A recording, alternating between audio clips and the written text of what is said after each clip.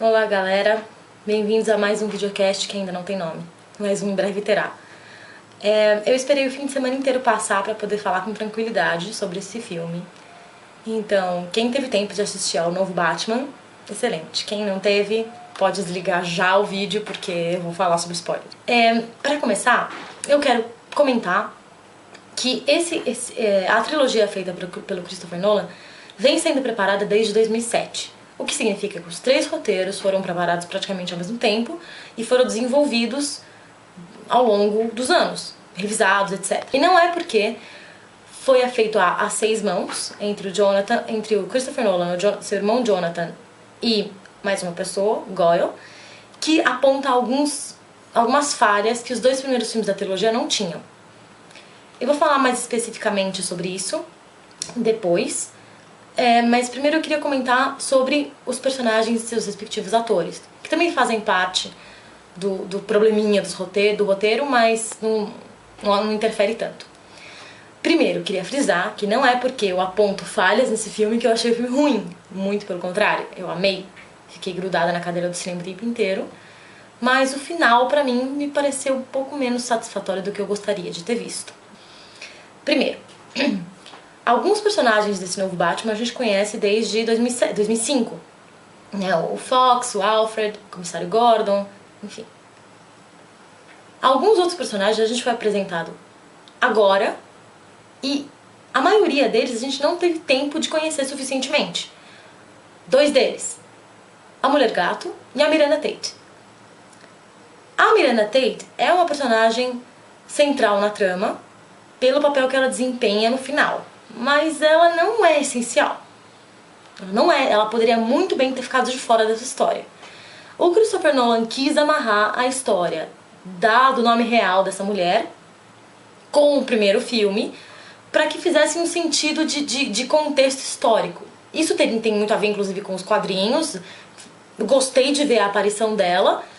Mas, primeiro, a morte dela foi ridícula. Eu dei risada na cadeira quando eu disse que foi uma atuação esquisitíssima.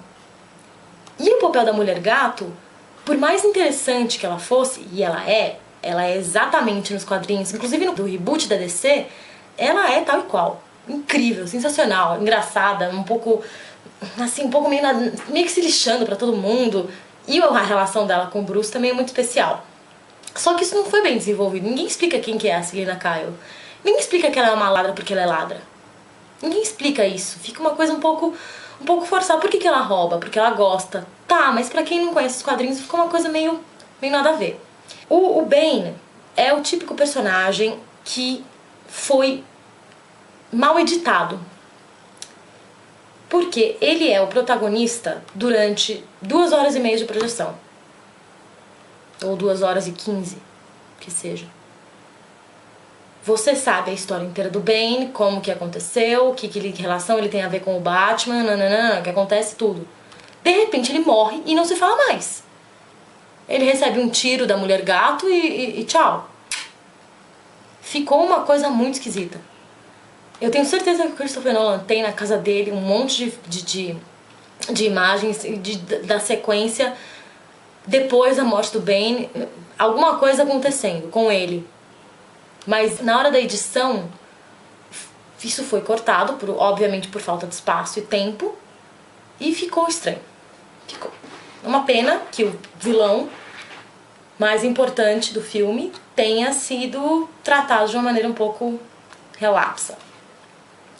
De qualquer jeito, o Bane, ele é praticamente o protagonista do filme inteiro. Se vocês forem pensar bem, o Bruce Wayne quase não aparece. Ele tá recluso na sua casa, Gotham tá explodindo pelos ares, e o Bane é o grande centro das atenções. E nisso, o Tom Hardy conseguiu fazer o que poucos atores conseguiriam, que é substituir o Heath Ledger como Coringa de maneira tão intensa e vivaz como poderia ter sido. O trabalho que ele fez com a voz é impressionante. o seu porte físico, ainda que não seja, igual aos quadrinhos, mas não tem problema também, porque se fosse igual aos quadrinhos, ia até ficar uma coisa que não tem a ver com o universo que o Christopher Nolan criou pro Batman, ia ficar uma coisa meio irreal. Ele tornou o personagem do Bane verossímil, um cara fortão, bombadaço e doente mental, né, obviamente. Então, assim, o Bruce Wayne, nesse filme, ele tem muito menos peso. A relevância dele é fundamental, obviamente, é um filme sobre o Batman, só que ele aparece muito menos. E uma dessas aparições dele é dentro da prisão na qual o Bane foi criado, nasceu. E é um dos pontos que o Christopher Nolan se arrasta um pouco. Ele se arrasta. Primeiro, eu achei que a luta contra o Bane e ele quebrando a coluna do Batman seria no final, e esse seria o final do filme. O Batman ficaria paraplégico durante um tempo e o final do filme não seria feliz, como é. Porque eu gosto de imaginar que é feliz. Vocês podem não gostar, mas eu sim. Então, quando ele quebra a coluna do Batman, o Bruce Wayne vai parar na prisão e fica lá uma eternidade, achei que ficou um pouco arrastado. Achei que ele poderia ter feito uma edição melhor. De qualquer jeito, o Christian Bale está excelente, como sempre, no papel. Cada vez mais acostumado com o seu Bruce Wayne e o seu Batman. O fato dele mudar a voz quando ele veste a máscara é admirável. Coisa que pouquíssimos atores pensam quando eles interpretam super-heróis. Por exemplo, o Superman, que seria óbvio se qualquer ator mudasse a voz do Superman, mas não. Porque, né, não. Duvido que o Henry Cavill faça, de qualquer jeito. Um dos personagens que mais tem destaque também é o Alfred. Ainda que o Alfred não apareça muito, ele traz o ponto de equilíbrio do Bruce Wayne. Ele traz as questões morais e levanta os problemas que Bruce Wayne precisa, mas não quer ouvir. E o Michael Caine participa de duas das cenas mais comoventes do filme, que realmente são tocantes. Bom, a fotografia do filme corresponde com a fotografia dos filmes anteriores. É fria, em tom cinzenta e azul, só é colorida e quente nas cenas do Alfred em Veneza, que são como sonhos, desejos ou a realidade. Fica aí a dúvida que o Christopher Nolan levanta.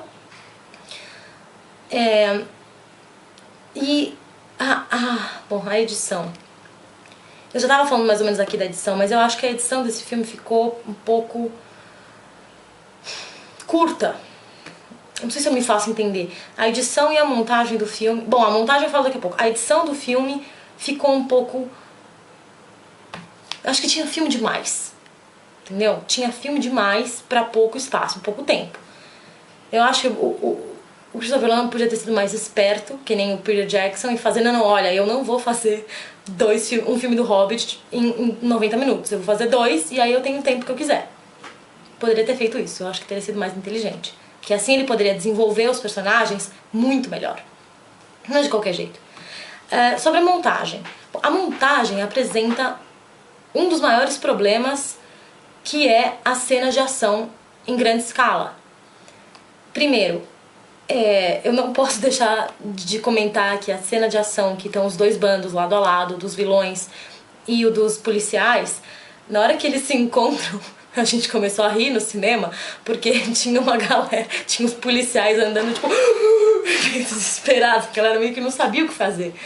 Então, primeiro, foi um pouco de falta de tato, de como conduzir a cena, e também porque a montagem deixou a coisa um pouco confusa. Você não sabia mais ou menos onde que a galera tava, em que parte de Gotham, ficou um pouco estranho. Você nunca sabia onde que os caminhões iam estar passando, e como o comissário Gordon sabia que os caminhões iam passar por aquelas exatas ruas, como eles tinham a rota, enfim, algumas coisas tiveram aí uns detalhezinhos que eu gostaria de ter visto mais bem explicados. Mas fora isso, o filme é espetacular. encerra muito bem a trilogia, deixa uma ponta de dúvida para os mais otimistas, que acreditam que o Batman possa ter escapado, porque em determinado momento o Fox comenta que o Bruce tinha arrumado o autopiloto do veículo, quer dizer que ele poderia ter saltado do veículo antes de explodir, se jogado no mar e Batman se salvar, uhul. Depois encontrar com a Selina Kyle. Em compensação, ainda que essa seja a minha opção favorita, é de se pensar que no final o Bruce morre. Porque na verdade nos quadrinhos ele morre. O Batman morre. E ele é substituído pelo Dick Grayson, o Robin. Que no filme é o Blake. O que eu achei uma sacada bastante...